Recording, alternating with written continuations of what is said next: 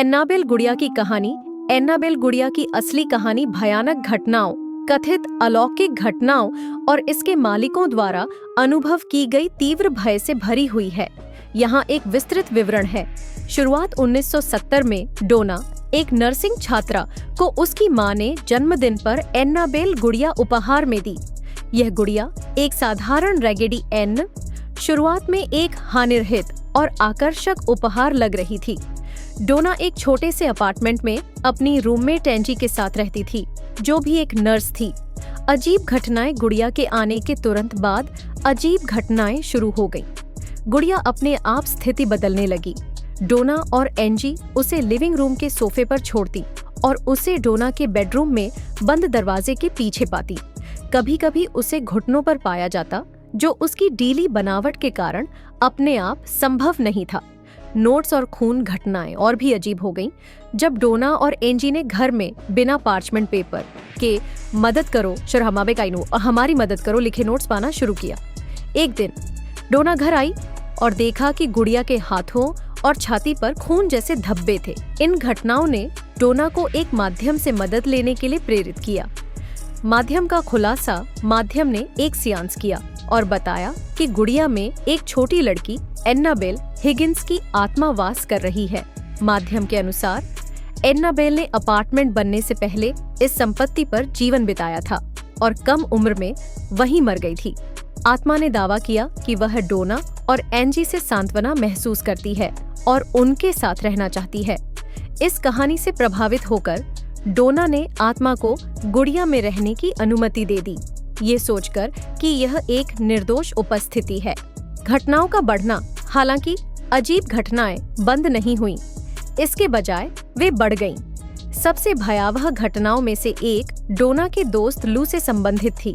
लू को कभी भी गुड़िया पसंद नहीं आई और उसने डोना को चेतावनी दी कि यह बुरी महसूस होती है। एक रात उसने सपना देखा कि एन्नाबेल उसे गला घोंटने की कोशिश कर रही है। जब वह जागा तो उसने अपने गले पर वास्तविक गला घोंटने के निशान महसूस किए। लू पर हमला लू के अनुभव और भी गंभीर हो गए जब वह शारीरिक रूप से हमला किया गया। एक दिन जब लू और एंजी अपार्टमेंट में अकेले थे, उन्होंने डोना के कमरे से आवाजें सुनी। जब लू ने जांच करने के लिए गया तो उसे पीछे एक उपस्थिति महसूस हुई। उसने मुड़कर देखा लेकिन कोई नहीं था। अचानक उसने अपनी छाती पर तेज दर्द महसूस किया।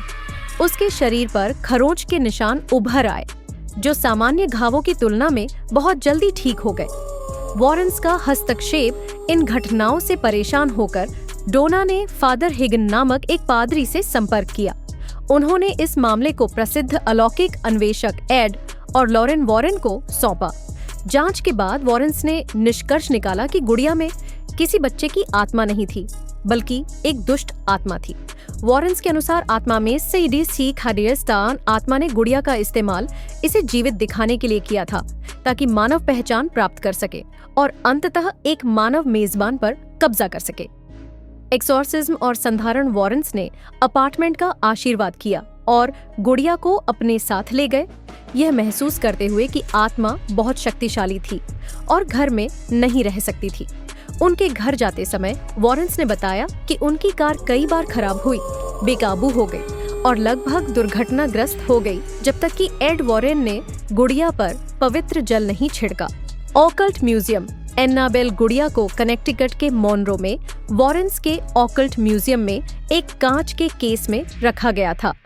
उस केस पर एक चेतावनी का निशान है। चेतावनी, बिल्कुल मत खोलो।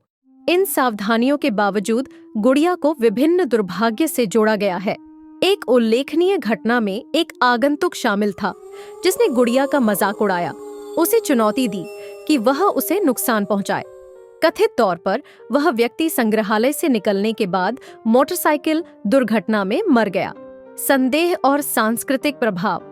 हालांकि एन्नाबेल की कहानी को मीडिया और कंज्यूरिंग फिल्मों के माध्यम से लोकप्रिय बनाया गया है, इसे काफी संदेह का भी सामना करना पड़ा है।